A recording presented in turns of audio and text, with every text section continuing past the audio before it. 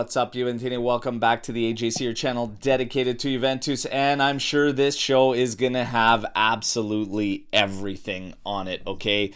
One hell of an interesting Derby d'Italia, and I think there was only one loser, and you could see it in the title there. That's the only loser in this one, okay? And our guys coming out, calling them out. Comoli, Chiellini, we saw the scenes. There's a ton to discuss. I'm ready to tackle it with my boys Lucci and Paolo.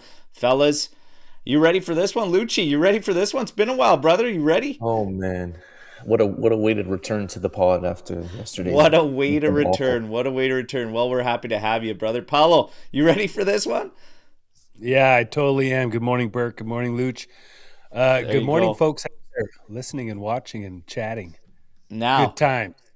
We're gonna have a good time because while we're gonna tackle the shit show that was yesterday, we also have kits to give away. So we got two winners, okay? One in our AJC subscriptions, Legends tier is gonna get the 0506, and we got an 0405 home kit that's going away to a lucky subscriber. So we're still gonna have fun, and then I'm gonna unveil February's kit giveaways, okay? So we're going to have a lot of fun. All you guys that are tuning in right now, if you're tuning in on another outlet, get in and subscribe. Now's your shot, okay, to try and get in on these kit giveaways. Everybody else, drop a like while you're in here. It's great to see you in here. Alex Juve, Adam Khan, T97 Keeper, Skippy. It's great to see you all. We're going to get to business, okay? Forza Juve Eric, Michael G. It's great having you all in here. Let's rock.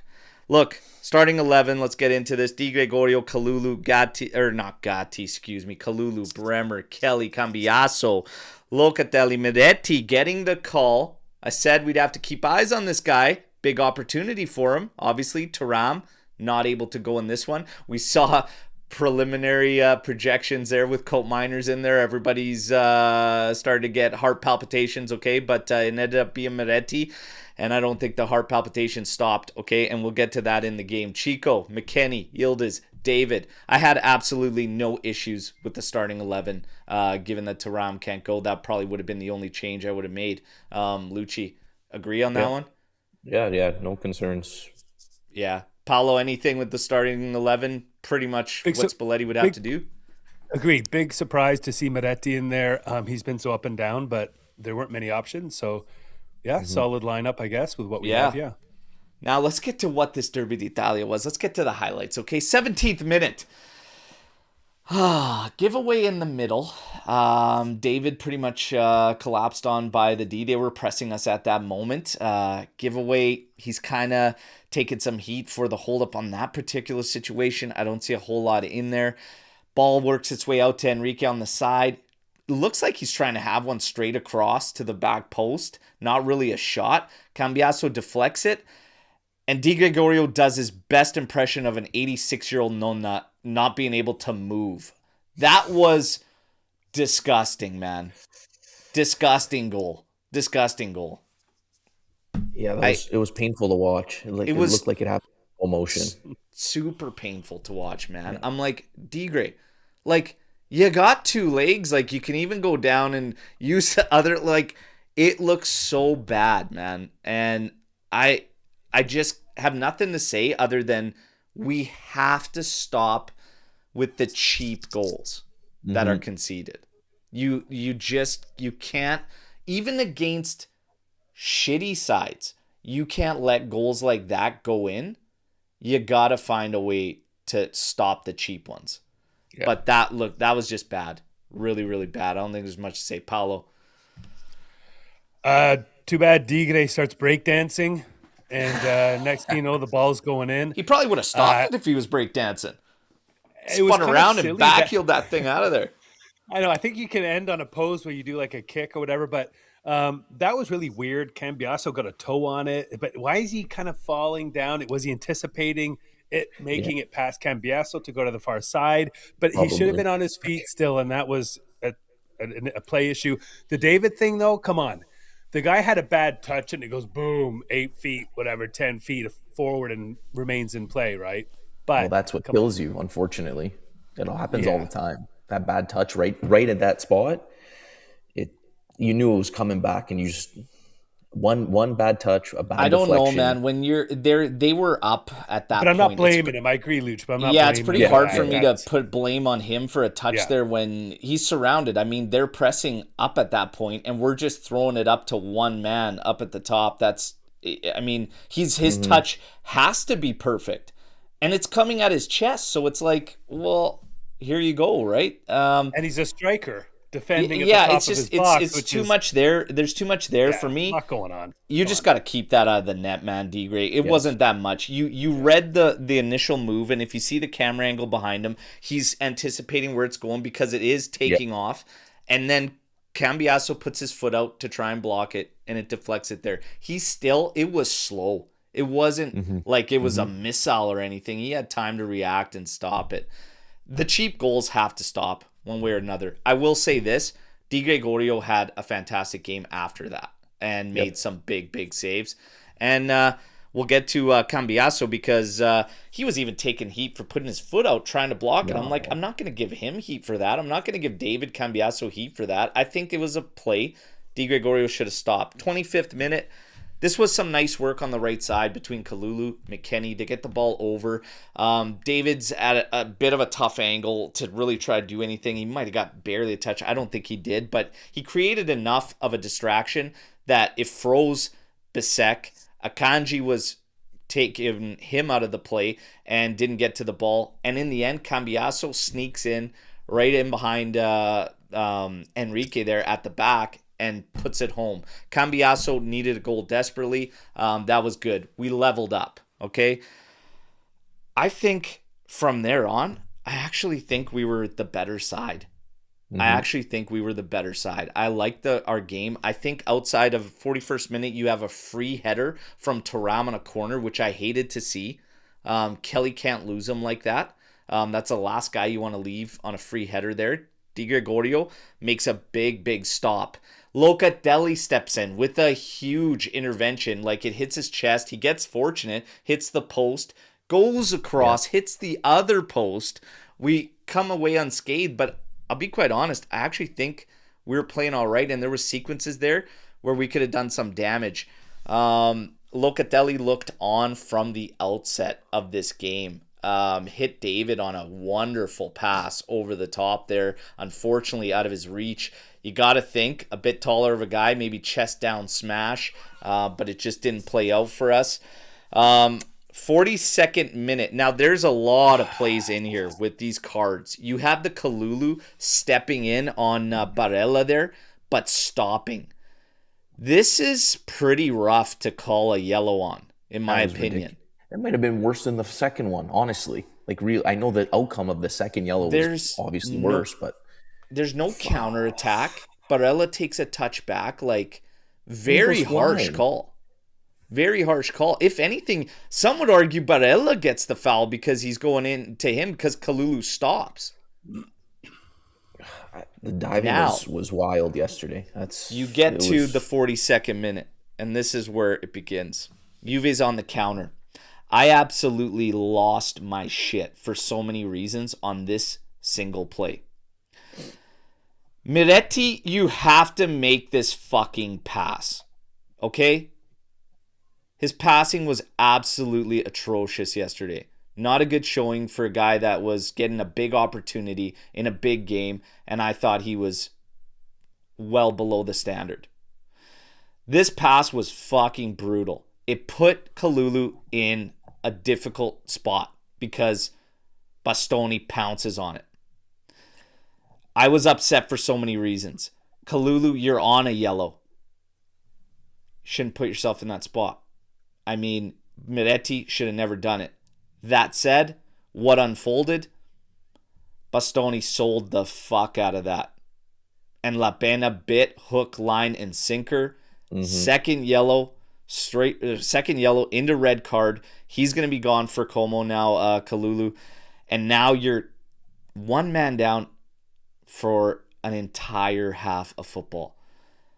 This was insane. And I had not realized that in Serie A there are two other leagues that you can go and check on a play that is 2 yellows becoming a red, and Serie A is not one of them. Colina is pushing to change that after the World Cup, but this is ridiculous to me. So this play in sequence, I have a lot of frustrations all over the place. But here's the thing.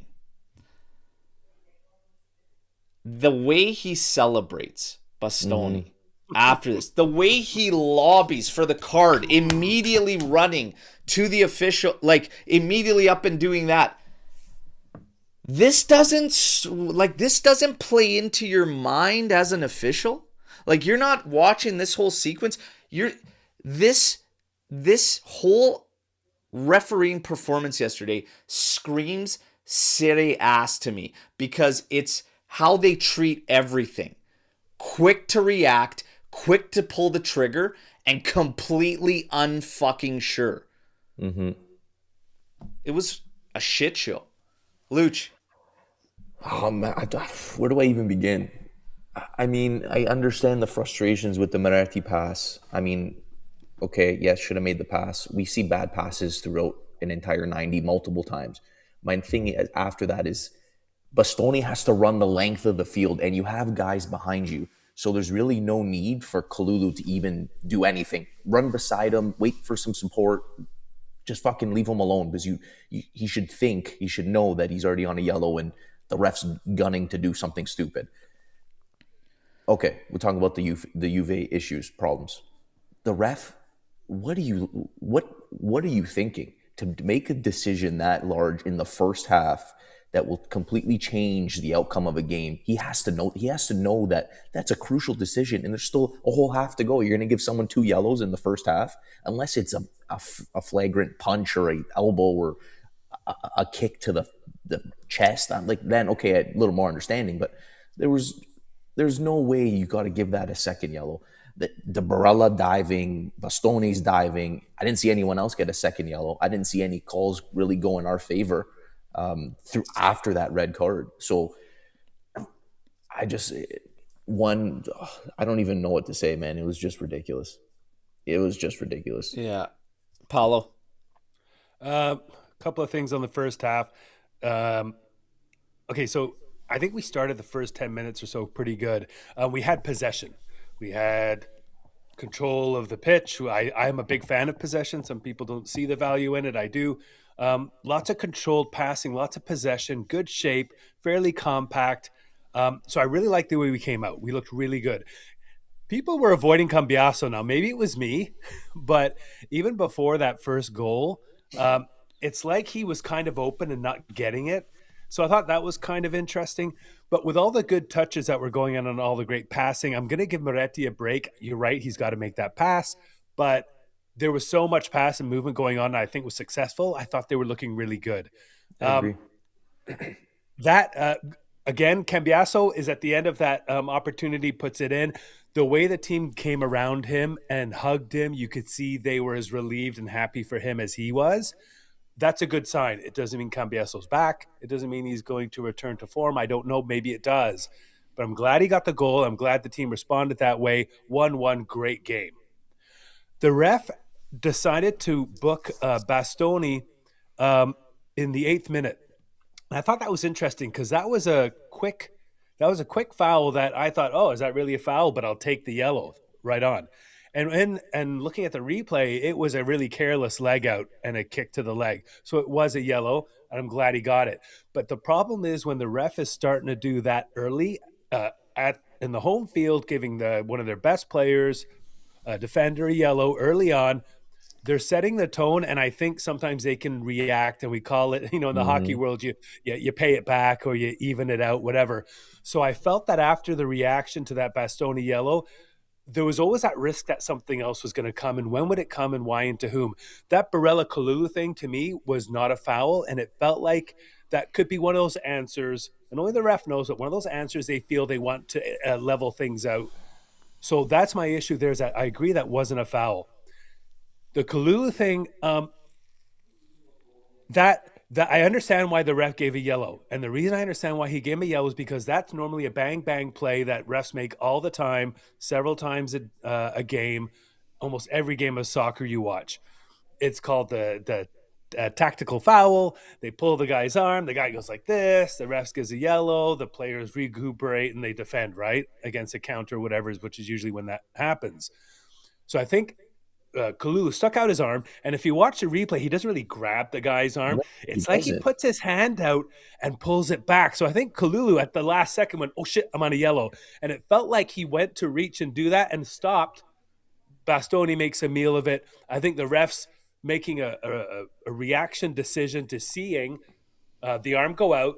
Bastoni, as much as he theatrically did the corkscrew thing in diving, the ref calls it, and it's a bang thing that gets called all the time. So I see why the ref might have done it, but refs know that when they've got a guy on a yellow in a game like this, in a situation like this, in the first half, you have to be more sure that there's contact. He could have and recognize the situation. So I agree that that's why he called that extra yellow, that second yellow, but he could have gone up. He could have given them both yellows because Bastoni obviously was theatrical. Could have said, you're theatrical, here's a yellow. There's a yellow for you for a tactical foul. You're both off. He could have gone up and talked to them both and said, look, you're both at fault here. You can both get off the field or you can both smarten up. Instead, he ran with his card out and he didn't even think about it. Was on the brink of losing the game and then did for me. That's when he really lost the game. And it's too quick. It's too quick to react. He had no control. He never had control from the start, and he never got control right through to the finish. It was garbage. Well, my thing is, if people wanna give him the leeway, which I saw, because I think a lot of our viewers here have to watch on Paramount Plus, and they bring in Christine, whatever the hell her name is, to look over these officials, and she goes, well, you're reviewing these things, bang, and look at the angle he's looking at from this play, etc. Bullshit. Look at everything. Hold on a second. Realize the magnitude of the game you're in. There's a reason this motherfucker has 130 appearances in Serie B and only like 85, 90 something in Serie A. Okay, he shouldn't have even been chosen as the ref for this game in the first place. But it's all about the quality of the officials. Okay, again, this is a quick reaction and it was just garbage. You have to have control of the game because that play doesn't end just the second that thing touches. Bastoni's on a yellow too. Are you 100% sure that what you saw is 100% accurate to give this guy the second yellow? And still, okay, you feel confident enough you're going to give this guy the yellow, take him out of a game of this magnitude, but what does Bastoni do the second he fucking gets up? He's doing this, pointing and calling for a card, which is also against fucking rules, and he should have been sent off as well, if not for simulation, for that garbage. And I'll be quite honest, the rest of his performance was fucking ass from this ref. So he doesn't get the benefit of the doubt from me, because for Christine from Paramount Plus, if you're telling me that La Pena doesn't do the exact same thing, if he's staring that play straight and he wasn't looking at it from an angle, I'm gonna call bullshit. He would have made the exact same call, and I'll tell you why. Because Serie A is pathetic when it comes to simulation. They do not fucking treat it properly, okay? And you see it time and time again. And even with VAR, they double down on simulation. You saw PK for Vergara non-fucking existent, okay? That they double down on this diving shit. So it's bullshit. It's not penalized fucking nearly enough. And it will be when the fucking stripes are worn. That's when you'll see fucking, which we have, okay, with a couple of our guys. Why? Because it's always the fucking same. It's amici di nessuno, and nobody will tell me different. That's fucking garbage. We're going to continue with highlights. I've got an official, an actual referee that came in with a write-up on this fucking game. So don't take my word for it, but that was a shit show from La Pena. And we've seen it time and time again. How many times is this? The day after, the game after, these guys get punished or they come out, say we're wrong, etc. Enough's enough. Like, what are you doing? I don't want to hear I'm sorry or this ref feels bad. I don't give a fuck. We lost the points. Sort it out. 3 games. Too little, too late, buddy. Apparently. Too little, too late. Now, halftime, 3 games, Spalletti makes a change because there's still a game amongst all this garbage. Home in for Chico Conceição. So I thought that was an interesting call from Spalletti, but obviously bringing in defensive coverage, taking out one of your attackers. You had to do something. Home comes in for Chico. We were thinking that he was going to use Wes and hold him back, but he actually pushed Wes forward in bringing Home in. I could understand why he did that. We'll talk about performances on the backside of this. 49th minute. Nice run from Cambiasso. He drills it. Stopped by Sommer. McKennie tries to do a little touch over to David. Misses him. Ball gets cleared. Miretti comes in and smashes this thing. Good save by Sommer there. We're hard done by not to go up there. To be honest, it was all hands on deck for a lot of the second half. That started off things, 5 minutes in, and then 75th minute, cross in, Esposito heads it into the side netting beyond outstretched Di Gregorio. 83rd minute, Juve working the ball around. And okay, I'm going to go back to that goal for a second. I hated the fact that Locatelli was the one on Esposito. That, you got to be better at matching up in situations like that. Yeah. By the way, 2-hand shove on the back of Loca there. Esposito did well to hide it. No surprise, La Pena would never fucking see that. There were 3 guys around Esposito as well, 3 of them. So 83rd minute, Juve working the ball around the edge of the area. Locatelli actually, Bremer strips this one at half. A big steal by Bremer. Gives it to Locatelli. Bremer makes a run into the box. These guys fought their fucking asses off, okay? He makes his run into the box. Locatelli moves forward, takes his space, beats one man, gives it to Bremer. Bremer feeds it to Wes. Wes slots it in front of Locatelli. Fuck, he was thinking shoot the entire time because you could see him wind up with the arm and the body and everything. Nice one hopper side netting. I lost my shit. Fantastic goal. Locatelli on a fantastic performance, okay? 2-2. And this is where I lose my shit. 90th minute. No, again, start to finish horror show from La Pena. Foul at one end. And you even in the 85th minute, you get Boga hauled down in a worse way than what Kalulu was sent off for. Yeah. No fucking call. You get Weston McKennie clipped by Augusto. A similar play to what happened to Cabal, where the refs came out and said that was a mistake. He should have got a PK. Same fucking play. McKennie, nothing. Boga, nothing. Guess what? There's even a possible handball at one point too, I think. Was there not? Well, the handball, we'll get to it. Nothing there on the handball in that sequence, but no calls on any of this. Openda absolutely mauled. No call. That whole sequence ends up at the feet of Zielinski. Unfortunately, Locatelli can't block this. And it goes in. And it ends there. So, Mike, how come VAR doesn't step in and say that's a game-changing mistake that they missed and at the they could have on that one. That one was reviewable. Now, what the fuck are those guys up to? We're gonna end here with this refs right up on this one, okay? And just first off, overall thoughts on La Pena and VAR. Possibly the worst refereeing performance I've ever seen in Serie A. That is one hell of a statement to say that, because it's so junk on a week-to-week basis. Bad calls ruined the game. Terrible management of the players. Inconsistent calls were just the surface. Unfortunately, every error made was always in a situation where VAR was not allowed to intervene. First, Kalulu yellow card. I am not sure why Kalulu is even booked here. Barella beats him to the ball. Kalulu stops his movement and doesn't attempt to make a play at all with his leg. Him coming in late certainly makes this a foul, but it is not considered reckless. I am not convinced this rises to reckless. This also was not stopping a promising attack because Barella took a touch backwards. The second Kalulu yellow card. There isn't much for me to even break down here.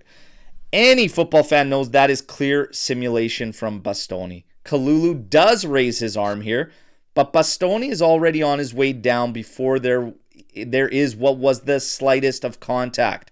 Worst of all here, Bastoni should have received a second yellow for the simulation. The referee did everything wrong here. He was not physically fit enough for this game, was not in a great position to see this. Seeing this call made me extremely angry at the state of refereeing in Italy, as this play shows the total shambles it is in. Unfortunately, VAR is not allowed to review second yellow cards, something that is likely going to change during the upcoming World Cup. That is also a major problem. Because for me, I've long said that VAR has made officials worse. The fact that you can have a player sent off in any way, in any facet that is unreviewable, is a huge gap in the system. Yep. A major gap in the system, boys. You know, literally there's frustrations everywhere. The system, you know, the rules, like the regulations, everything, you know. We continue with some more of these plays. The possible McKennie foul and handball that Lucci alluded to. Two different things here. The contact on McKennie is a similar theory to what led to Cabal not receiving a penalty last week. There is contact, however, is after McKennie released the ball. Therefore, based on what we learned last week, this is only a foul if it rises to the level of reckless or a yellow card. Garbage for me. Garbage explanations for me, man. Garbage explanations for me. The key difference from the Cabal challenge is that McKennie is no longer involved in this play and probably doesn't rise to the same level of foul as Cabal, considering the type of contact. A foul is a foul for me, man. Yeah, like, what are we doing here? The regulations, the rules that these guys have to abide by, that's part of the problem too. That's garbage. That's garbage. Number 2, the possible Bissek handball. Two easy considerations make this an easy no penalty. First, Bisek's hand position is justifiable, pretty close to his body. Second, the ball pops up after he tries to play with his foot first. No penalty is okay in both of these situations. But I understand the injustice of the first half makes this more upsetting. Now you get to Boga. Boga is grabbed at the edge of the penalty area. The contact seems so minimal that I wouldn't say this is a penalty. However,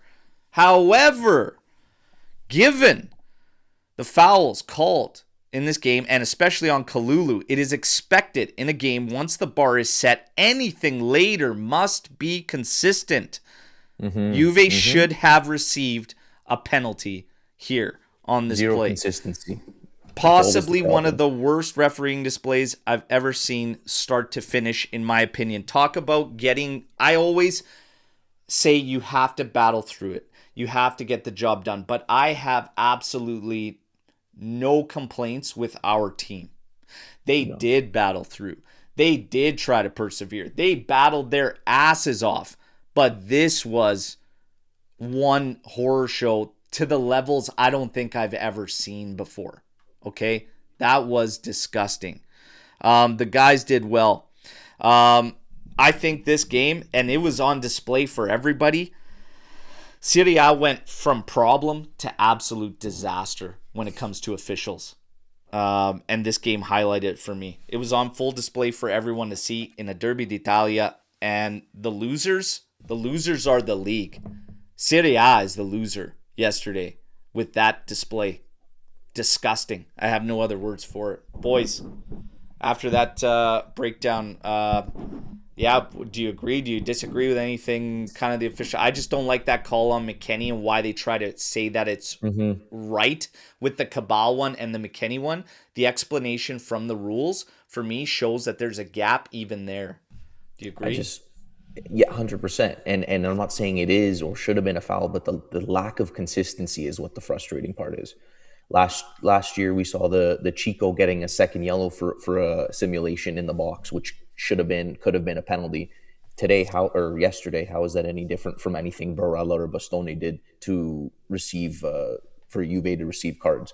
So, like, do these refs, are they not trained? Do they not watch videos? Do they not talk? Like, is there no sort of consistency of training and learning and adapting and like shit like that? It just seems like, here, just go out there and ref, we'll pay you and, do whatever you got to do. Like, it makes no sense to me. I don't know, man. It can't be coming out and just saying a simple sorry. So for anybody that hasn't sorry means really fuck been all for me. following along or know what's happening, like Rocky came out today. And he said La Pena, who was obviously the official, Federico La Pena, is mortified by his mistake. We stand by him. La Pena's mistake is clear. Everyone is trying to screw us, though. Everyone's trying to trick us, though. We are deeply sorry. La Pena's decision is clearly wrong, and we couldn't use VAR to fix it. La Pena is mortified, but he's not the only one who messed up. This fucking infuriates me, boys.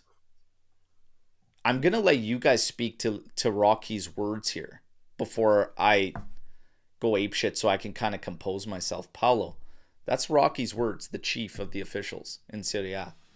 Yeah. I want to backtrack one sec. At halftime in the tunnel, the ref was under some kind of scrutiny from our boys, our leadership management, Camoli and Chiellini and Spalletti. So the ref had made a mess of this first half. The second half, I think, was somewhat a result of that confrontation to some extent, because Lucci talked about referee training, etc., and I agree that has to happen because a lot of this has to happen on the fly.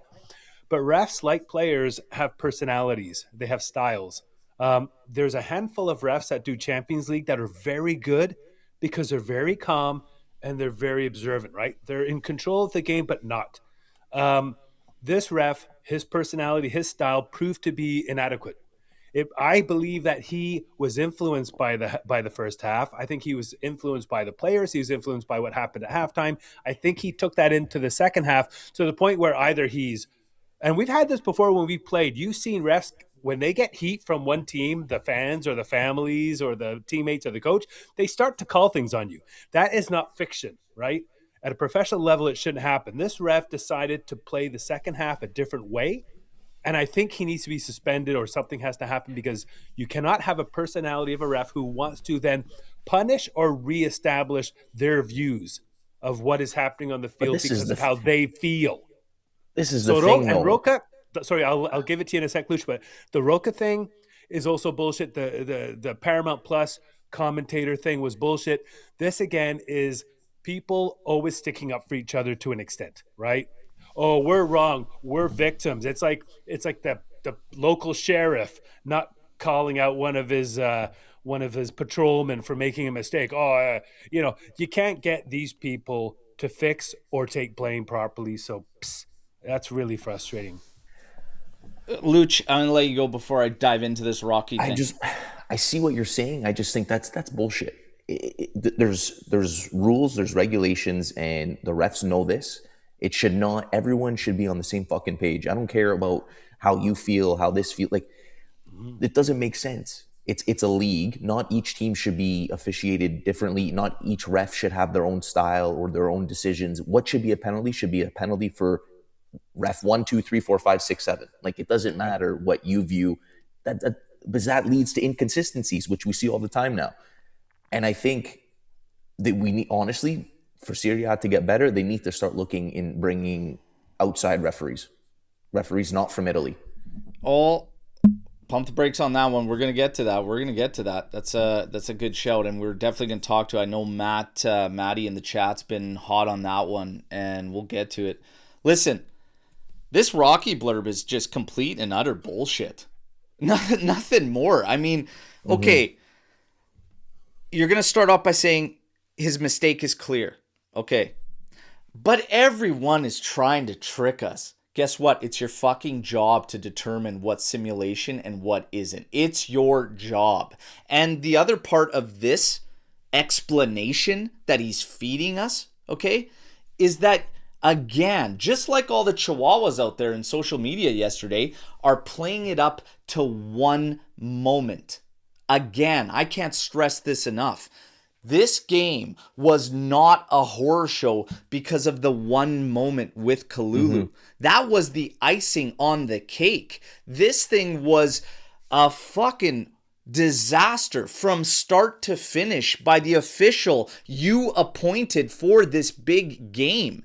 Furthermore, you have had several officials penalized, punished, demoted after games officiated, not just in this season, in the season prior. So this is a complete waste of time, this explanation. What are you doing about it? Because Chiellini called it out and said, time to stop fucking procrastinating and it's time to do something, because that's all Italians do, is procrastinate and not actually fix the fucking problems. So Rocky, take your words and stick them up your fucking ass, man. This is a league championship. Credit to Camoli, who called it out how it is and said, we might have lost 3 points, but Serie A lost credibility. Guess what? Yep, you sure as fuck did. Because it's one of your biggest rivalries, one of your biggest matches, and now everybody fucking saw what a shit show we've known Serie A to be for quite some time. So what are you going to do about it? Because you ain't going to get any sympathy from me. Because if it's not this ref, it's another, or it's another, or it's another. It's a fucking joke. Now, to Lucci's point, is it time to bring in officials outside of Italy? I mean, for me, Al, we've seen this. It's been years now, and it's been multiple games this year, multiple games last year. I can't even. Honestly, it's not even just us. It's other teams that have had issues too. So I think it's fucking time they start looking into that. You start the training with all of them at the same time. Everyone's on the same page. There's no favoritism. Most of them probably haven't ref these guys before. So you're going in with a fresh slate. Everyone's on the same page. We know what a penalty is.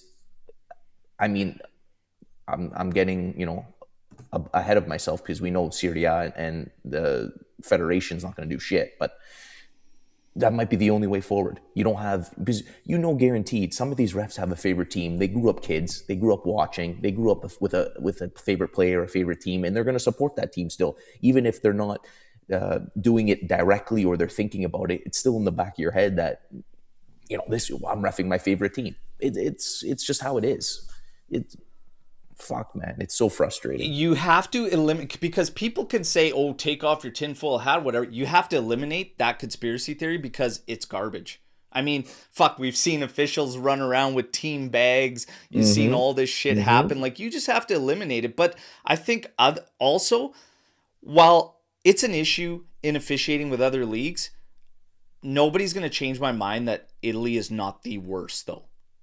While officiating is a problem in other leagues, Italy is the worst. Okay, yeah, Italy is the 100%. Worst.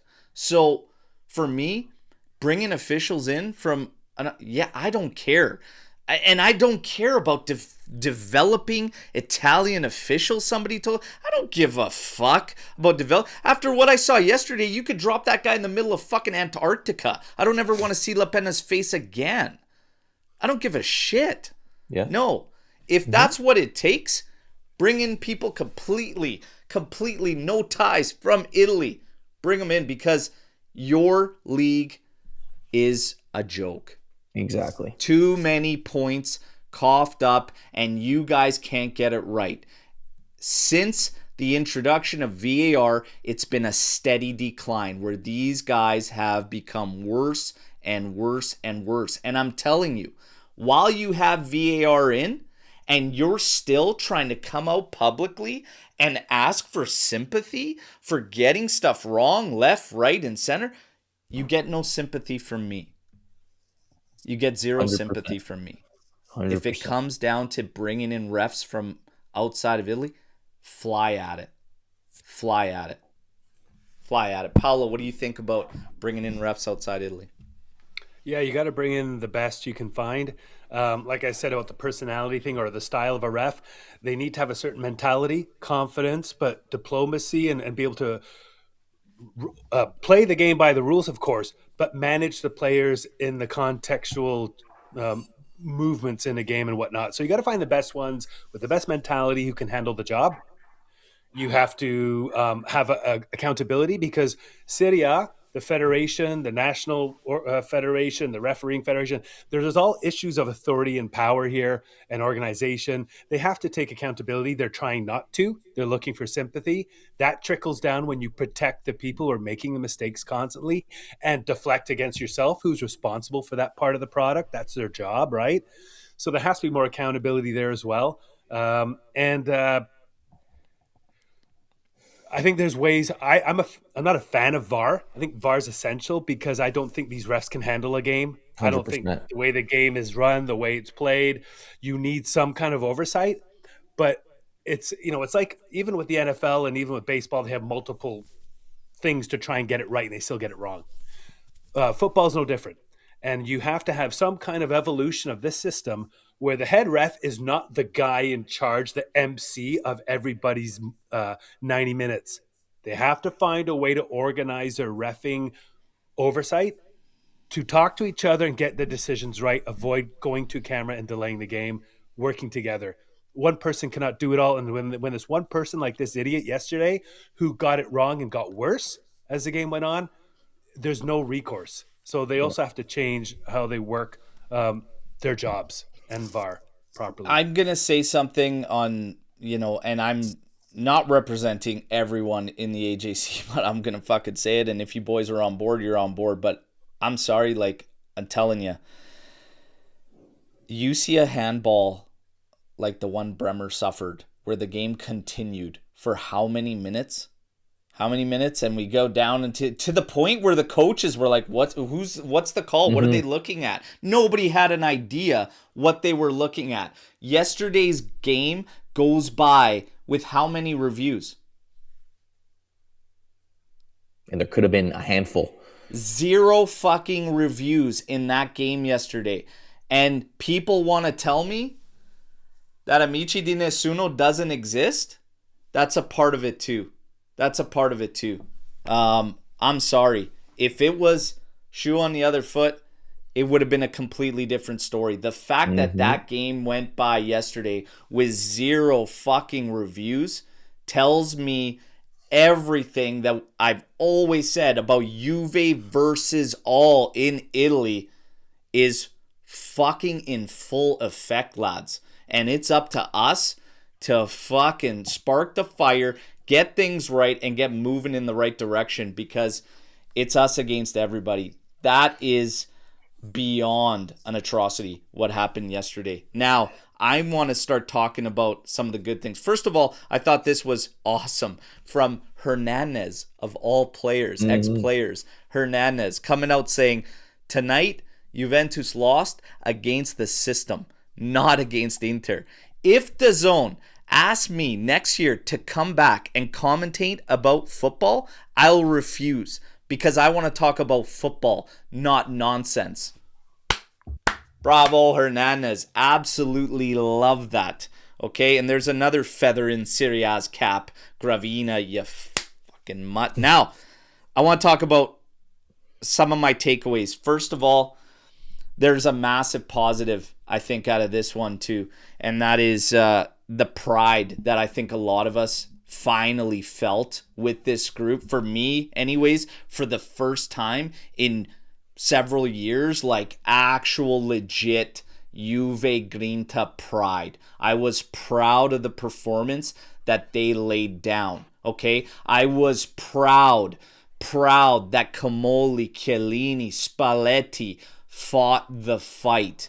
Doing that in a tunnel set the tone. And you know what? If you're telling me that the players don't feed off that, that's bullshit. It is all for one for all, and I loved every second of that. Give me more, okay? The management speaking out, I'm going to be quite honest. I didn't think Comoli had it in him, okay? I agree.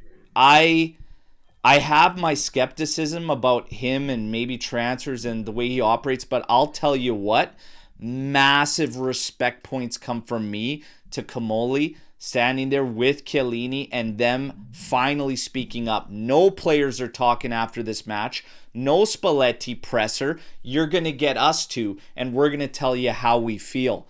Fuck yeah, it's about time. Loved every second of it, okay? Massive props to our management who finally step up. Right call, 100% in my opinion. Boys, what do you think about the management finally stepping up and saying something? Paolo? I thought it was great. Kamoli's been under fire, so the opportunity was perfect for him to come in and win one for the team. I think he was genuine. So I think management did a great job. It's not Elkin's kind of thing. I would have liked to have seen Agnelli ripping a few holes yesterday into people, but it's not really Elkin's style. But the guys he hired stepped up and made a point. Yeah. Players absolutely feel it. And it's going to do wonders for them because I'm very proud as well. I'm gutted we lost. That goal by Locatelli was almost justice. And I was so happy if we had the draw in spite of everything that we went through during that game. That was exhausting. But I'm proud of the players, and I think the management stepped up, did the right thing. So good for them. We needed it. It's not often that you see a loss where you don't have egg on your face, and we're the only ones that come out here without egg on our face, in my opinion. It's a full feeling of pride and very proud of the players, the effort they put forward. And there's nothing more I could ask from the guys, but management stepping up now also, I think, is a big, big indication that they finally have their fingers on the pulse.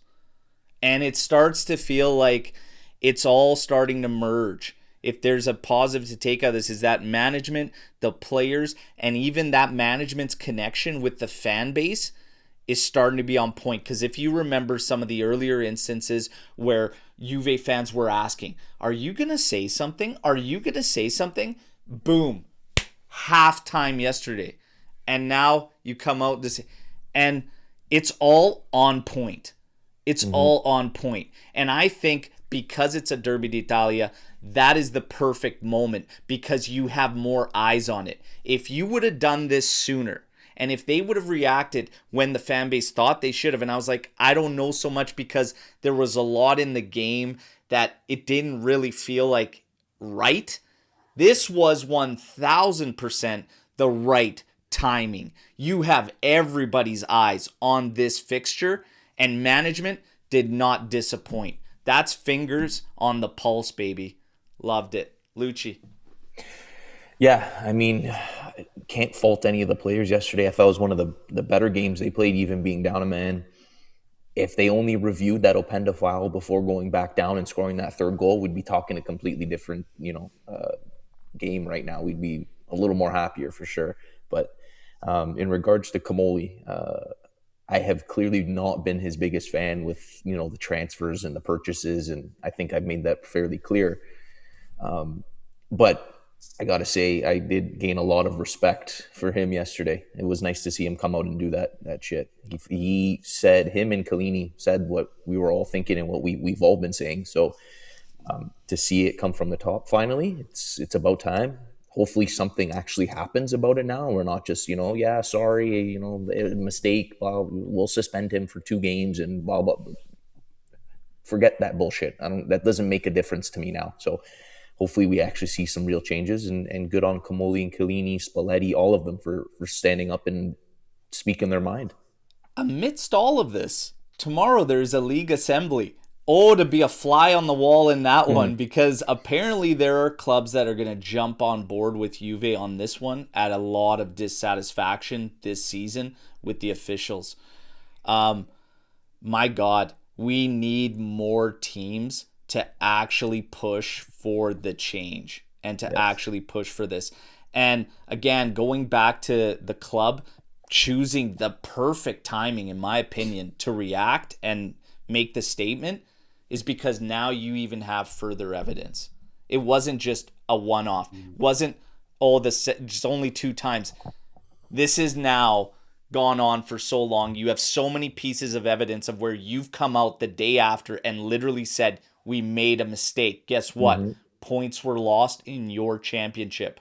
Now we have good evidence. What are you going to do about it? Well played by Juventus, perfectly. And people can say whatever they want. The Chihuahuas will chirp. For them, they don't give a shit. They're the only club in the history that's accepted a piece of fucking cardboard in their trophy room. Okay? So they're going to love this. Yeah, great. Love it. Because you guys would love this. Because you're the only ones that have also tried to literally destroy the league. And actually, if you go back from '06 to now, you have destroyed the league. Because it was never the same. And it never has been the same. And it all stemmed from your bullshit in 2006. So to that filth of a club, to their fan base, I don't give a fuck. Okay? Well, fuck yourselves. Now, I want to talk about some players, okay? Because there was a game that went on. I think there was just incredible showings from Lloyd Kelly, Gleison Bremer, Weston McKennie, Locatelli.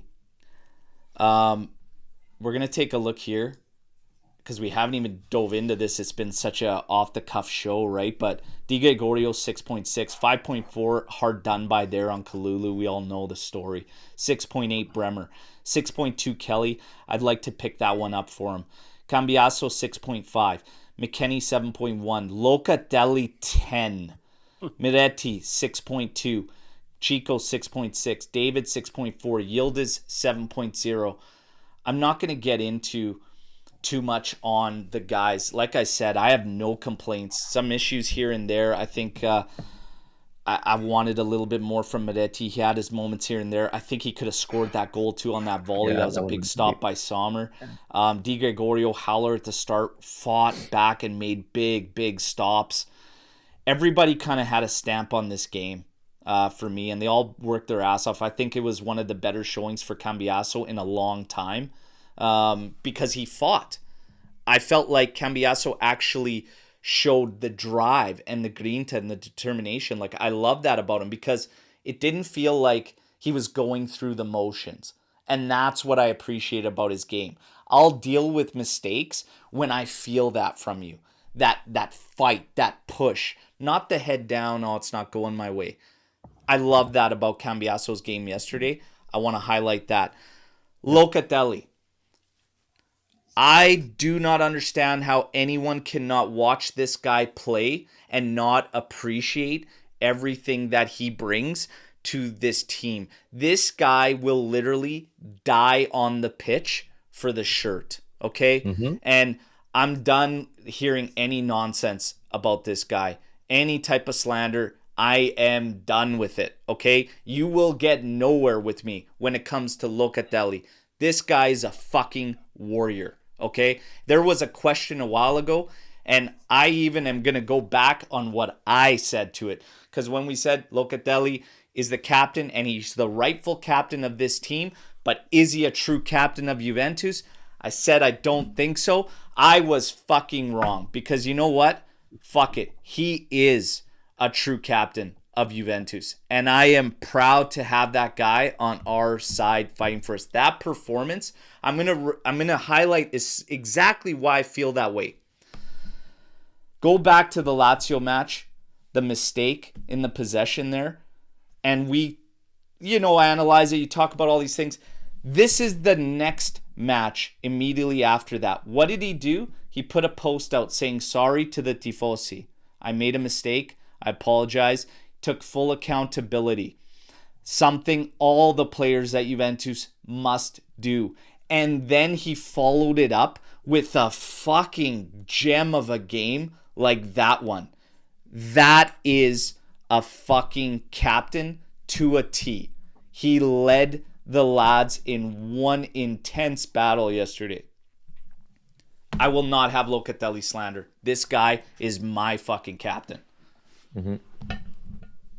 I'm done. Boys, Locatelli, player performances. Fully agree. No, I have no concerns with him. Still one of my favorites. Showed it yesterday. Played in such a big match. Someone said played 3 positions yesterday. It was all over the place. Incredible. No complaints. Incredible performance, man. Incredible performance. We laugh about these rating sites, whatever.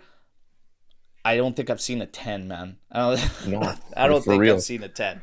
Like, insane. But Paulo, player performances, any guys you want to talk about? Anything stood out? Yildiz had a great shot.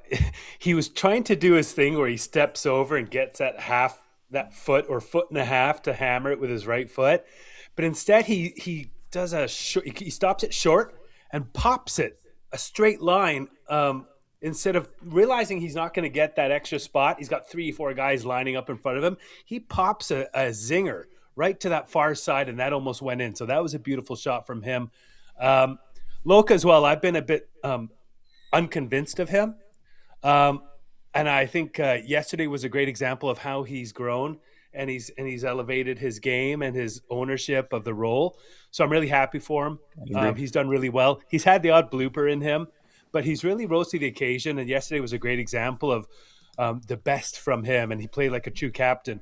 At the end, when that third goal went in, he was on the ground, inconsolable, absorbing blame, and you can see some of the other Juve players kind of in that semi-wall, just tired. They were all tired, right? For sure. And so I feel for Loka when he's on the ground because he accepts responsibility. I don't want him apologizing every time he makes a mistake, but I think his character can't be questioned. His work rate was great. I think there's still even more he can do offensively. So I think he can get even better. But he really rose to the occasion. I'm really happy for him. I think it's great for the team. It feels good, and I'm really happy for him. A tough loss. I think he really felt it, and I think the players felt it. So a tough one, but great performance by him. Yeah, it was. That was one hell of a showing from Loka. I was pretty. Well, I mean, we were all demoralized when the third one goes in, but man, I felt for him after the mistake against Lazio. This whole performance, the goal to equalize, and then that, like, just at the end, and Zelensky A goal, a man acts like short. he's Come on, from your captain. and Let's go. Zelensky Crazy. acts like he's fucking scored a world year. So get the fuck out of here. Yeah. Can we hire Mario Mandzukic just to be a part of the group at some point and just clothesline motherfuckers on the sideline when need be? Let's start a I like that. GoFundMe to bring Mr. No Good back, okay? Yeah, I don't know. Like I said, it's hard to go into really any of the guys after a showing like that. I think we're all feeling a lot of pride, and big props to the management. I think they handled everything the right fashion, and it's all class all the way. People are gonna they're gonna say whatever they want. Guess what? The league assembly tomorrow will be very interesting. I don't think Juve is gonna be alone on this stand against the horseshit that is Serie A when it comes to officials. Lucci, are you still good? Because we're about to do some Storm the Barn. We're gonna give kits away. Give me a couple Storm the Barns, then I'm gonna take off. Okay, we'll do a couple Storm the fired Barns up. for Lucci here. Then we'll do some kit giveaways and then announce February's everybody. Okay. First off, we're gonna highlight this one. Day to all Merda supporters, the club, everybody. I absolutely love that. Absolutely love that. Do you think that Serie A refs suffer from main character syndrome because they keep making all the matches about themselves? It's funny, man. Even if you were to pick who you believe is the best official in Italy, I guarantee you he's still just shit. Like they're shit. I think there is this anti-Juve thing going on. I think there's multiple things at play, and I just think officials in general struggle with VAR. I think it's a safety net, and I think it makes them worse. That's just my personal opinion, but it's something has to change. Something has to change. Italians are the most parochial country in Europe by far and cannot be trusted to officiate matches versus other Italians. See, Neapolitan refs last week, Roman ref this week. Time for foreign refs. Matt's going to fight the fight. He's going to fight the fight on those refs from abroad. He's got Who's me the on board. weakest link in our current starting 11 and why? Luch. Oof.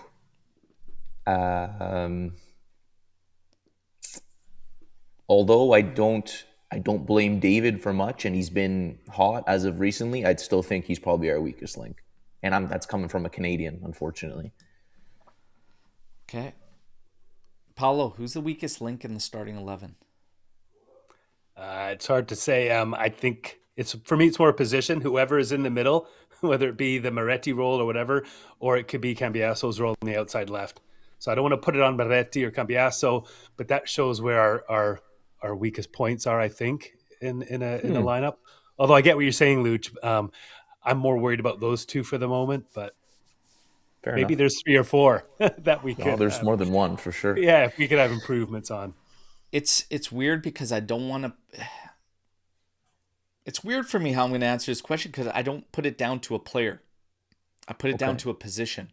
Yeah, same I here. feel like we're missing that final ball, and we're missing that killer that can score a goal like Locatelli did yesterday. I feel like we're missing that last little bit of influence, to be quite honest. I'm going to put it down to a position more than anything because Cambiaso and his struggles and everything, I mean, yeah, if I'd probably pick like a starting 11 player, probably be Cambiaso, but I feel like that position, just something there. That's why I've been hard on Thuram because I want more from him. I think he can drive. I think he could be a force in the box. We need that extra bit of influence. And I think it's going to open up things for everyone up there, even a striker that's up there. I mean, holy shit. Think back to that Lazio game. How many times did you actually play off of your striker? It's funny to me because we have Vlahovic for so many years and we're always bitching that like you can't play off of him. You can't play 1-2s off him. He doesn't have the touch, etc. You have Jonathan David in. He's good at that. That's his game. You don't do it. You don't play that way. And now we're looking for, oh, fuck, we need Vlahovic for this style now, etc. That's right. It's like, okay, but you have him in here now. Play off him. One time in Lazio match. What happened? Thuram played off David. 1-2, David's free and clear, dishes it to Bremer. Hell of a stop by Tavares. But like, I still think that influence from an advanced midfielder makes the breakthrough for this team. And I actually, like, if we're talking about this team, I feel like we brought this up a few shows ago. I truly do feel like Spalletti might be plateaued right now just with what he has. And that I do think depth, I think he's hindered by lack of depth. You know? I would agree. It sucks. It's going to be all hands on deck for the rest of the way. But you know what? A match like this and the way everything played out could be a massive, massive spark for these lads down a tricky stretch. Let's see if we can carry that into Galatasaray, which is going to be intense in a couple days, right? On Tuesday. By the way, everybody, there will be watch along for the first Champions League tie against Galatasaray. So Digre is a huge beneficiary of the ref show that came after that. The first goal that went against him, man. I can't blame him for anything else, really. Like, I thought he made some great saves after that. He definitely stood on his head after that one. Çalhanoğlu absolutely destroyed a ball, and that thing was swerving and dipping. That was a big save, man.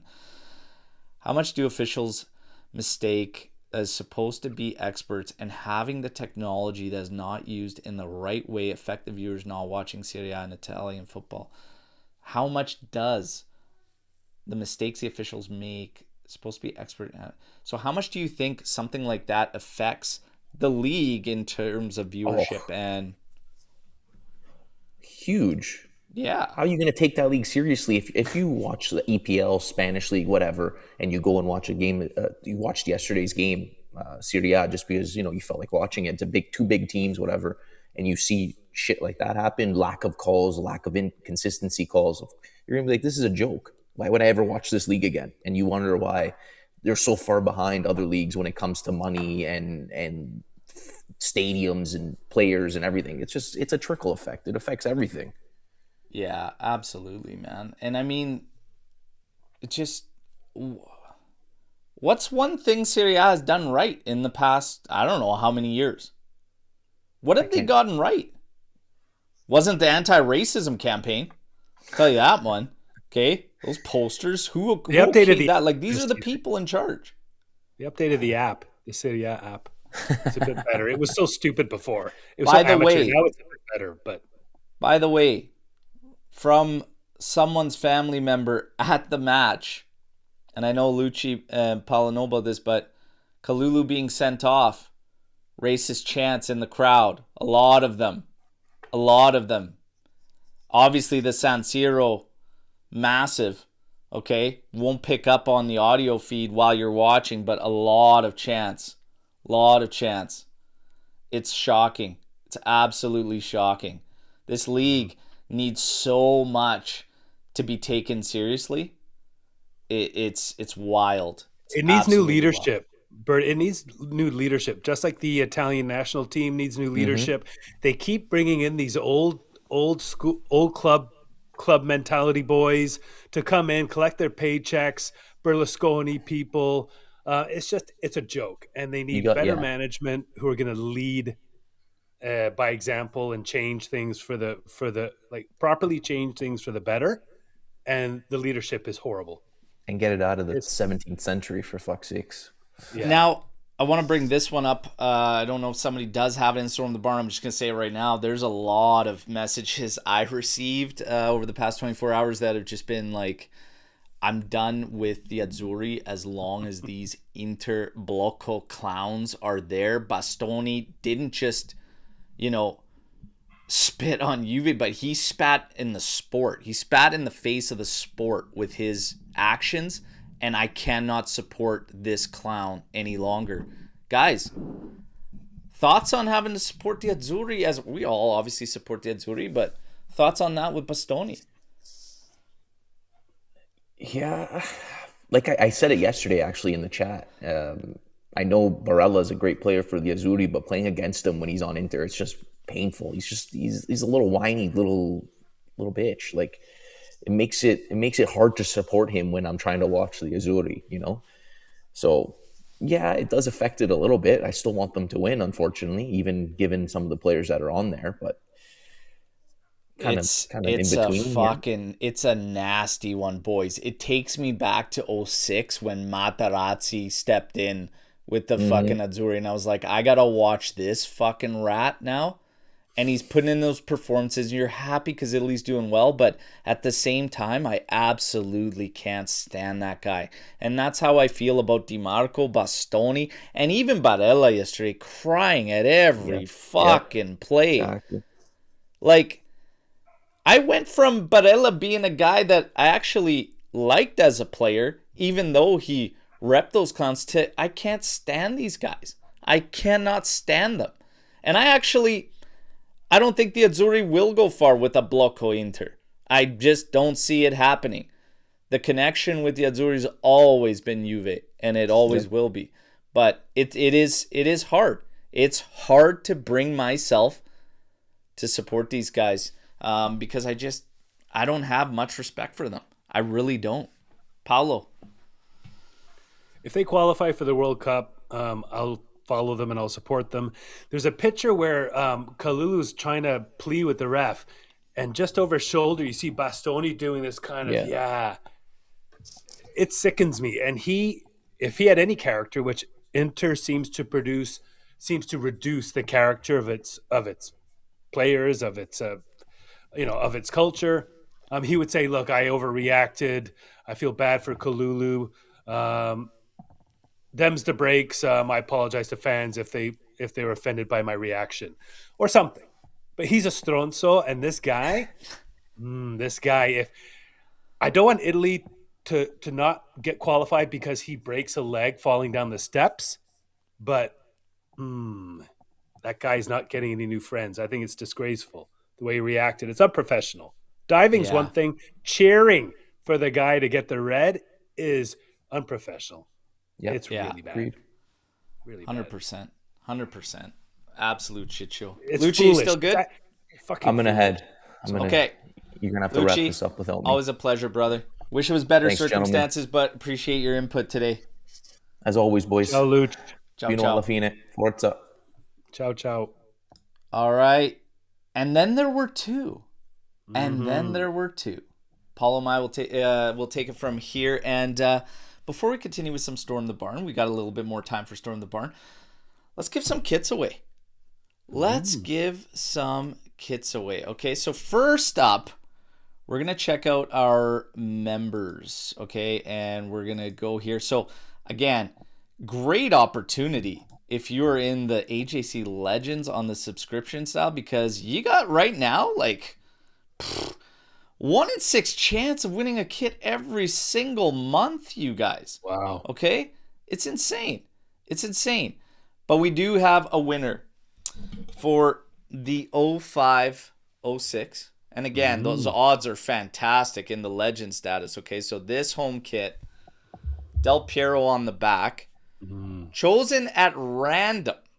Okay, but it's actually funny because everybody on this list has gotten a kit this year. So this is going to be a second for one of these guys. But they're in the legends tier, showing a lot of love to us. So we're happy to do it. But my guys, Pino Bianconeri, you are the lucky winner, 05-06 home kit. Okay, so Pino Bianconeri, that one is coming your way. All right. Pino's usually with us. I'm not sure if he's in there in the chat today, but that's okay. I talked to him on the regular. He's going to be one happy man. Now, talk to all those legends on the regular. Now, for all of our other subscribers, guys, you still have a beauty on deck with the 0405, okay? 0405 Sky Sport. Oh, how are we going to give this one away, Paolo? Think at random here in the chat here? Should it be a little trivia? What are you thinking today? Well, we got 230 something people joining us right now. It would be great to do something randomish. Is there an interesting way to randomize? Possibly. It's going to be a little difficult. I could probably do something here real quick, okay? So everybody that's with us here right now, and if that number is part of other social outlets, you got to drop a message like right now. It needs to be anything in that chat right now, and I'm going to randomize a little wheel here on comments, okay? So I'm going to give you like a minute to just drop anything from any social platform that you guys are in here right now, okay? That's it, we'll guys. Give them a minute here, Paolo, and we're going to go random as per Paolo. Yeah, put in a word, put a thumbs up, anything. Say hello, say me, or kit giveaway, whatever you want. Intermerda, Vafanculo la pena, anything. Drop it in there. Let's go. Intermerda. If you don't put something, you can't win. And there's no reason you shouldn't win a shirt. So get your name in there. Yeah, let's rock. Okay. I wish so I we could got we got a lot in here. They're still coming. Okay, and then we're gonna just randomize here. And we're just going to randomize. Bert, how many kits do you have? In my personal collection? Yeah, I mean, even back there, how many are we looking at? That's not AI. Those are all real kits. How many you got? Oh, yeah, these are real. How many you got? Back behind me, I think, is 70, 60? I think 115 from wall to wall. It's wall to wall. Oof. In total collection, I believe 268 total right now. 268. My goodness. Okay. I hope your girls become Juve fans because maybe they'll be wearing them. Hey, you know what? One day, even if they, take the collection and move it on to, if I just ask, they find a Juventino, okay? Juventina, even if they aren't, but they are. And it's funny. They hear me yelling. They're like, Chico! they like the name Chico, whatever. And they love Yildiz and they love the star thing. And my daughters can't figure it out. And they're like, yeah. It's right hilarious. It's cute. Good stuff. Yeah, nice collection. What do we got here? How many names? Oh, we got a lot lots here. of responses. We're Perfect, gonna go guys. random. We're gonna go random here and spin the wheel. Let's go.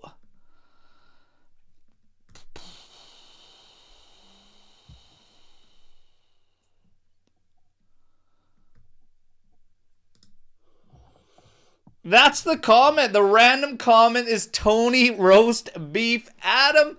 Hello, Habibi. There you go. There is your winner, Tony Roast Beef, taking home the 0405 home kit. There you go, my man. Look at that. Nice. Nicely done. Love to see it. GG. Love to see it. GG. Hello, Habibi. Tony Roast Beef taking it down. Love to see it. Guys, here's February. You want to see February? Mm-hmm. Okay. So we want to make it a little bit special here. So for our legends for the month of February, for our subscriptions, 15, 16, black, and gold. Oh, I love And that. there is a player on the back of this one. Il Principino. Ooh, very nice. Marquisio, 15, 16. All right. Wow. For all of our subscribers. That way, everyone gets a shot at this one. Good. I like that. Beautiful, beautiful this is jersey, a man. kit that Beautiful. is very, very difficult to find. So obviously, this is, very special one. Mm-hmm. The Palace kit. Oh, that's pretty cool. This man. one has a player on the back of it, everybody, and it's Paolo. A Ciao, Palace Dybala Beauty. kit is up for grabs for the month of February, okay? To all of our subscribers are entered in this Beauty. one. All right, Beauty. so thank you again for all your support. We appreciate it, and I love the fact that it's gotten to the point where we can actually, show that kind of appreciation on a monthly basis. That's not able to happen without all the support that we get from you guys. So huge thank you for myself and the entire team, okay? Love the AJC Army. Love the community we built. That pride that we were all feeling yesterday during the watch along and afterwards and even in today's show. Man, what a great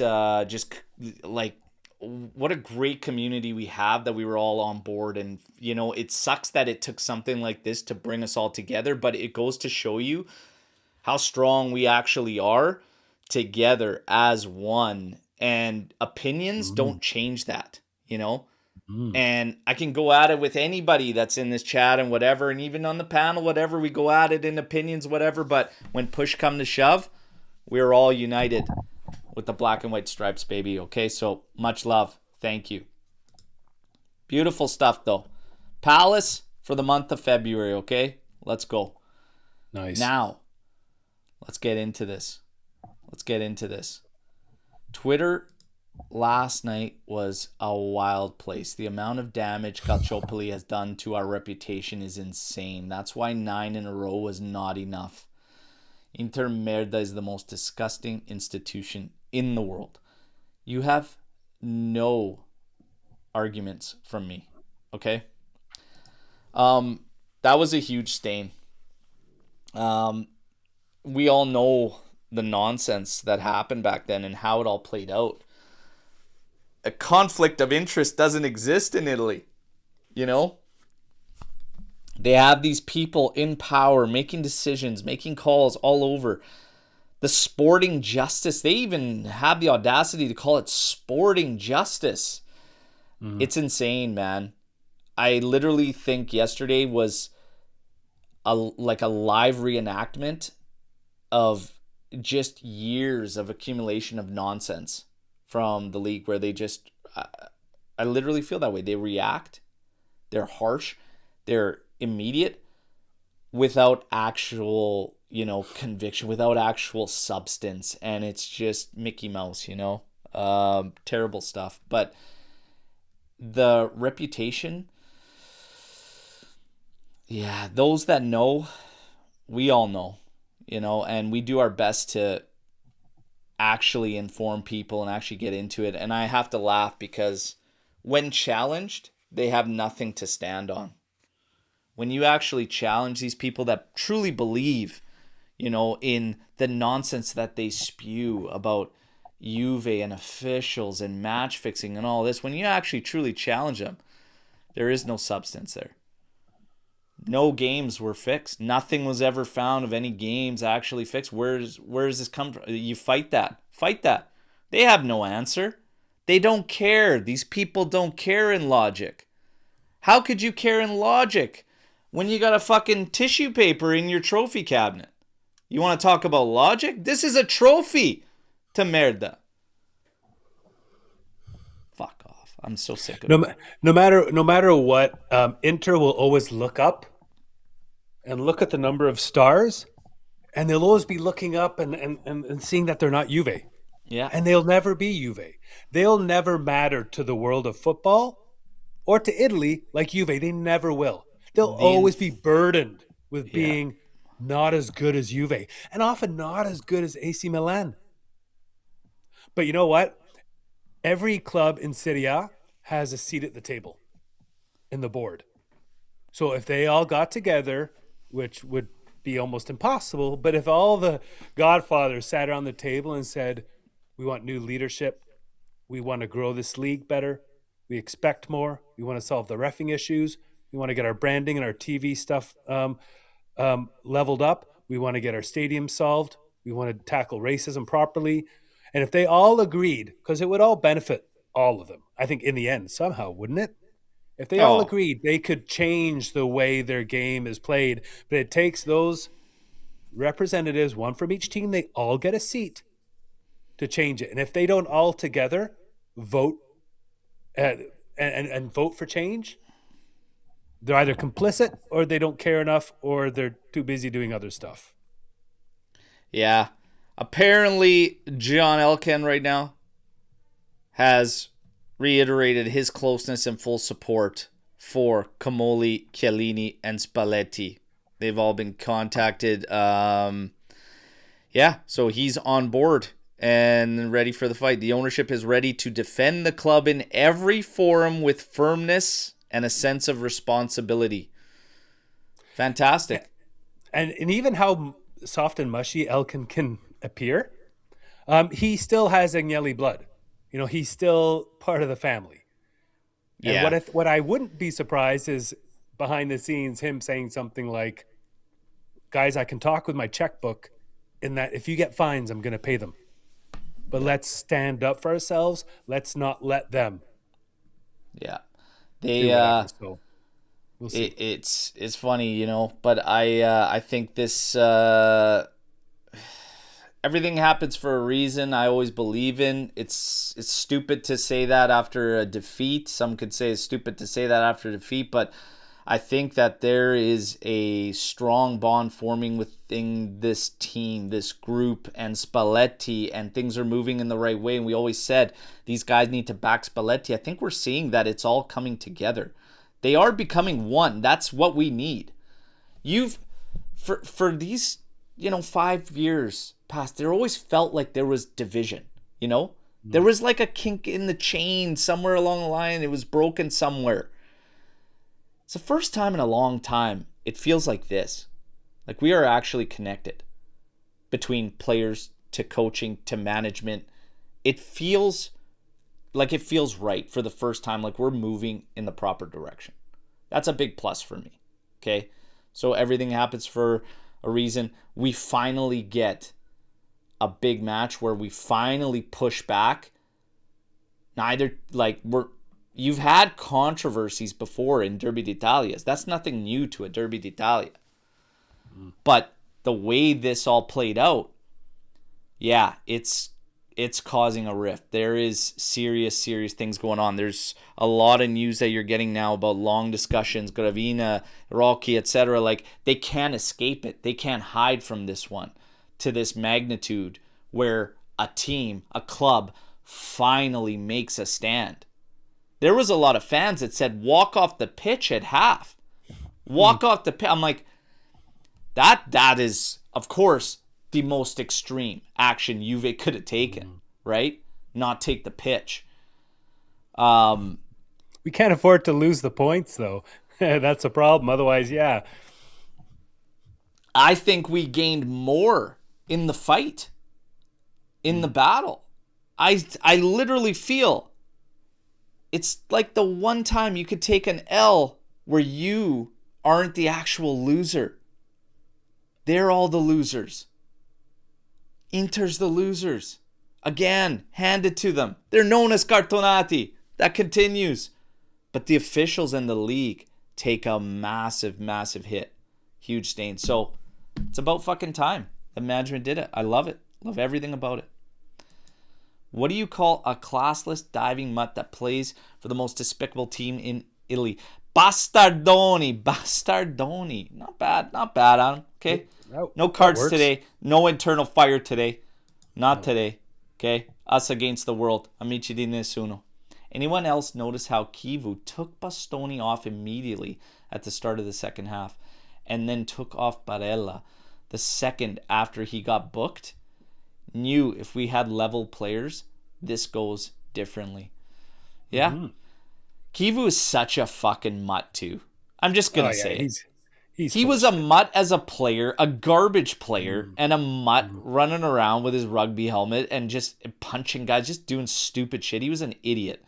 And his whole defense of that yesterday, not even willing to acknowledge the fact that it was weak and his players simulated and got away with it, is just hilarious. Absolutely hilarious. He said something like Bastoni felt a punch or something.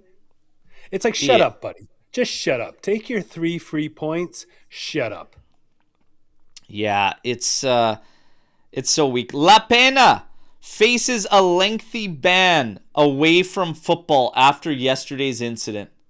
I heard it's 3 days. Ain't that some shit? Watching Champions League. Ain't that some shit? Here we are again. If Juve's doing anything, it's ridding the league of shit refs, so at least we're doing that. Unbelievable, man. Unbelievable. Same story, different day. You got to do like they do in Greece. All the big games in that league are officiated by non-Greek refs. Mm-hmm. Yeah. You know, but then you're also going to open up the gray area to the other sides that are like, well, we don't want Italian officials or affiliates, etc. And it opens things up interestingly. But that, if you only did the big games, that's interesting, right? Because you have a lot of smaller sides that have their internal rivalries, right? And I'm sure that some officials will have some type of connection somewhere down the line. It's like you open up this huge can of worms, but that's a start. Big games, non-Italian officials. That's a start. That's a start. If these guys, like head of refs Rocky, can come out and say, oh, it was a clear mistake, never should have been a red, then why the hell can't they be retroactively overturned? I think you're going to see Kalulu's ban lifted. I think you're going to see his ban lifted for sure. In terms of this, the damage is already done.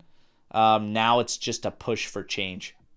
You can't do anything after the damage is done. It is what it is. But yeah, this it feels different. Does it feel different, Paulo, than the other times like you had these controversies? It feels different this time. It feels heavier, right? As it should.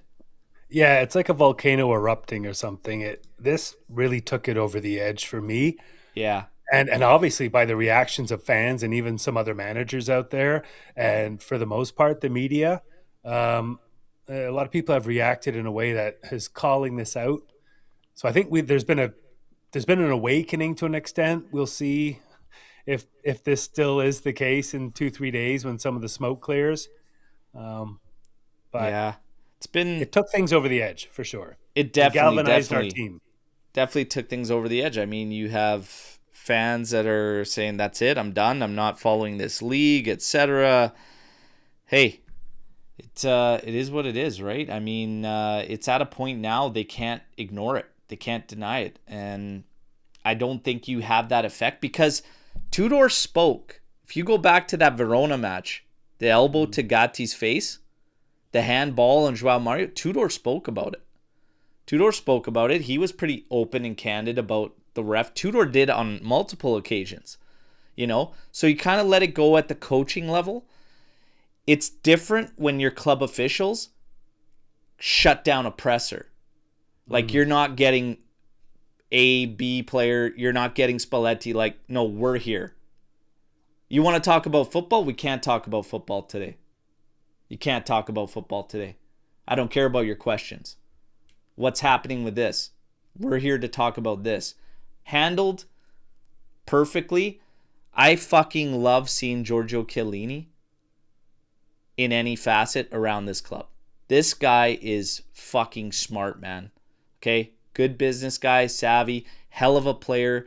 And he was in the face of the official. When you see that in the tunnel, Spalletti's given the gears to La Pena. Comoli is over top of his shoulder screaming. I'm pretty sure he said, "You're a fucking cunt." That's besides the point. And then Chiellini just says, non-existent. Your dismissal of him, non-existent. Okay? Card that is non-existent. And he was in his face. He was loud about it, but he was firm. And then he helped in Spalletti getting everybody back. But then the media, everything afterwards, handled to perfection. I'm very happy. Just having Chiellini there gives me a good sense of the fight coming from management. And I think it's a big part of it. Comoli gets big credits too. Comoli I didn't think he had it in him, man. Frenchie was losing his mind there. Loved it. Have you seen the score, Loca God? So yeah, 10. First midfielder to get a 10. I haven't seen a 10. Haven't seen a 10. Is it me or Comoli is all in with this current team and Spalletti? I believe with a solid mercato, we can win Serie A next season with Spalletti. What are your thoughts on that, Paolo? Okay, I'm going to sound a bit cynical, and I don't want to rain on the parade and sound cynical, but Comoli has taken some heat for how things have been going. I understand he's on budget constraints. I also understand there's been some questions around some of the talent he's been sourcing. There's concerns around the way he's run deals or prospects through the media potentially and not really followed through, or had deals kind of be kind of teased and not realized, or messed up deals. So I think Comoli's been under some pressure. I think the Openda thing is going to kind of hang over his options when it comes to the Mercato. I think we're stuck with a lot of contracts that are long and expensive, ones we can't unload. So I think this summer, two things. Comoli's going to have a hard time undoing some of the things that have been done, moving some players, dealing with some of the numbers. And also, I think he's opportunistic in that he's recovering from some of these questions about him by taking a great stand yesterday and doing the right thing. If you look back at what he did when he was kind of saying, we're not going to get pushed around, we're not going to pay stupid money, we're not going to receive less than what we deserve for our players, he had some leverage there. So I think he's coming around. It's going to be an interesting opportunity for him in the summer to deal with the things that are realities that are going to really put him in a corner. I think our depth and what we have right now and the contracts we're saddled with and some of those players mean we will not win Serie A next year. But I'll never say never with Juve. Our team has found ways to overcome. So it's possible, but I don't think it's realistic to think we will win Serie A next year. As it stands, Mercado is going to be tough. It's going to be a really difficult business dealing. There's a lot that's going on right now. I mean, now you're the way some of these results have gone, some unexpected points dropped. I mean, you're in a battle to qualify for Champions League, so you've got 46 points right now, sitting in fifth, tied with Roma that has a game in hand. Napoli's at 49 points with a game in hand. You really got to start racking up points. We got a big game with Galatasaray in Champions League. You got Como that plays really good football that could create problems right after, and then you're going to have Roma after your second leg against Galatasaray, and these are massive points in the table because those are two direct competitors in that range. You know, Como's sitting out of it right now, but they have a game in hand at 41 points.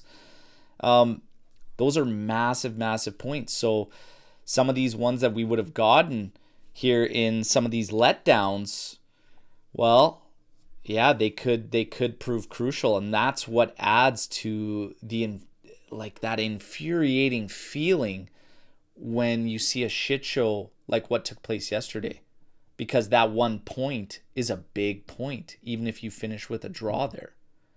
All How these many points spots are do you think critical. we'll get for Champions League this year? Because I think we're not guaranteed 4, We the might just points get that they 3 for screwed Champions us League. out of, the points that we have dropped, when we have faltered, that's one frustration. But to have it at the hands of officials when they come out openly the next day and say we have made a mistake, that's the part that is infuriating, because we're screwed.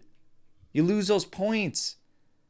Everything's Can't afford crucial. it. So if you're asking me about a solid mercato and we can come back and do that, you got to take care of business first. You got to qualify If for we don't make Champions League, 'cause that Champions makes a League, big, we're in big trouble. difference. Because Paulo's trouble. point, Kamoli's going to have to overcome some things. One decision his, some another's. But that becomes a lot more difficult without Champions League. But I will say this.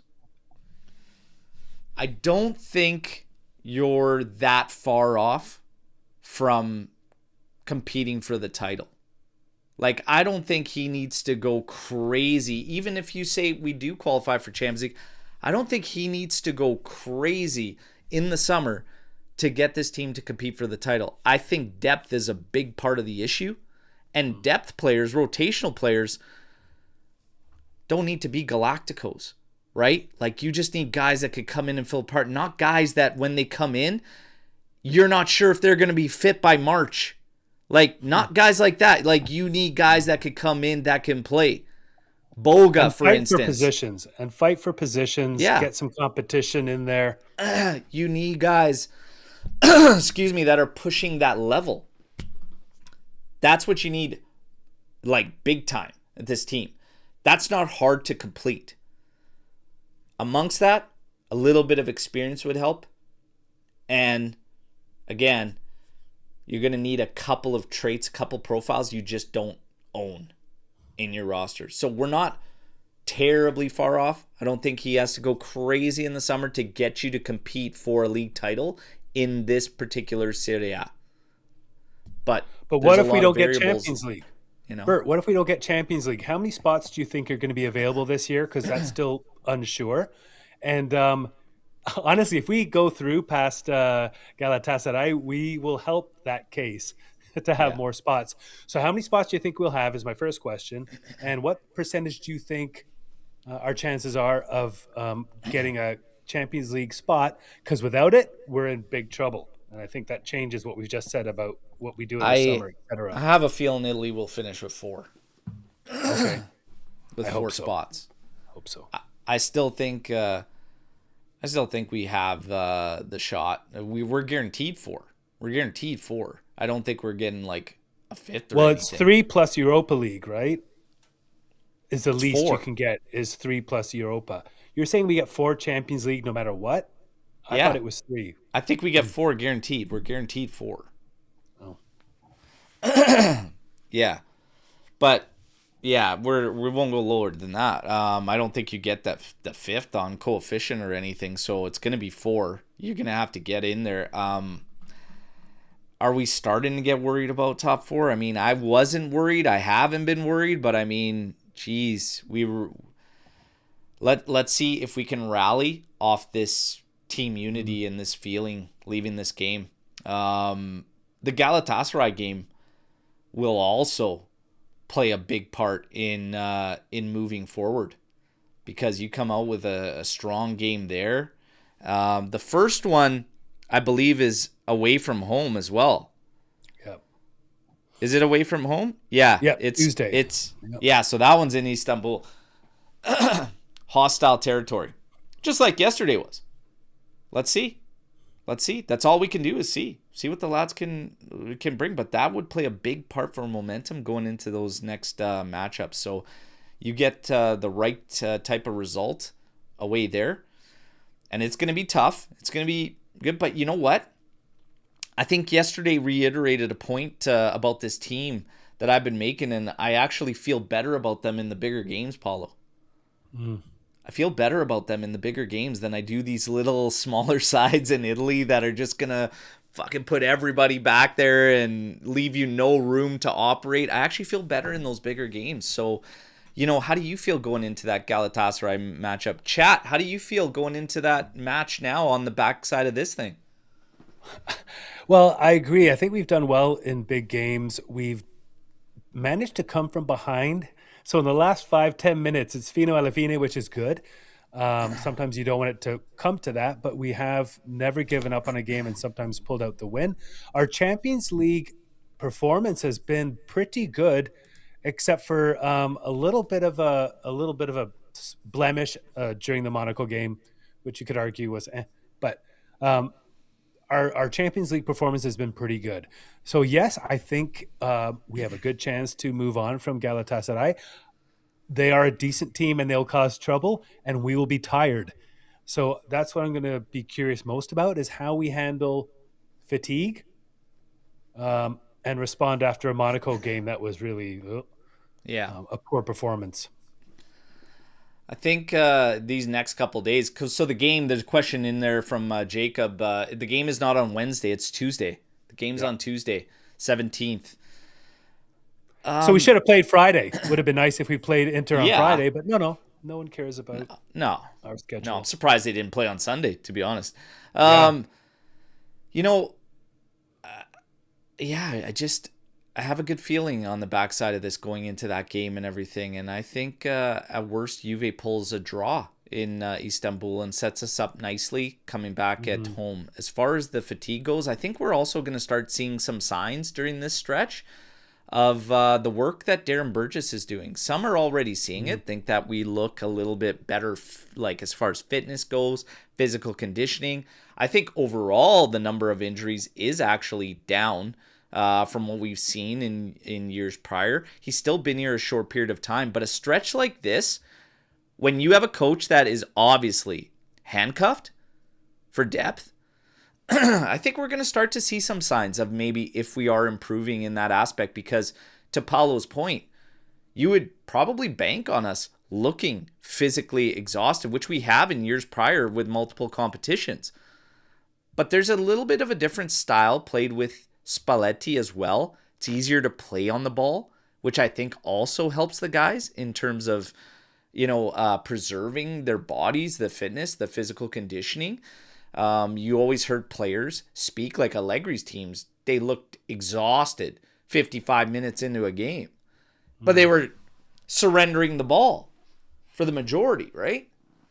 So all this is going to play in, and I think we'll learn a lot about physical conditioning, excuse me, and how these guys are doing. So let's see. Let's see. I'm looking forward to that game against Me too. Galatasaray, though. I know it's going to be exciting. That place is going to be crazy. It's one of the hardest places to play, and you can get a lead, and it's not over yet. So very The place exciting. is going to And be a decent rocking. team. I think it's team going to too. be one hell of a game to watch. I look forward to that one. We are going to bring you a live preview. And, of course, watch along is in effect for Champions League, everybody. Yesterday's watch along, my God, there was a lot of fire there. But as I said, united we stand, everybody. Let's see what happens with Juve. In terms of, Serie A, let's see. But we definitely rattled some cages. And it's about damn time. It's about damn time. For the lads, though, we all seem to say the same thing. They fought. They showed that grinta. That was a Juve performance. We just couldn't quite overcome the nonsense. But my God, there's a lot of positives to come out of that one that we can definitely use to our advantage. Let's see if the lads can against Galatasaray and then Como. You guys, Paulo, absolute pleasure. We're going to wrap up on the note that is, hey, we take it from here. Let the office deal with the league. Let the players and Spalletti keep stoking that fire, okay? But we are united. And it is always, amici di nessuno, everybody. Fino alla fine, forza Juventus. We'll talk to you all real soon. Ciao tutti.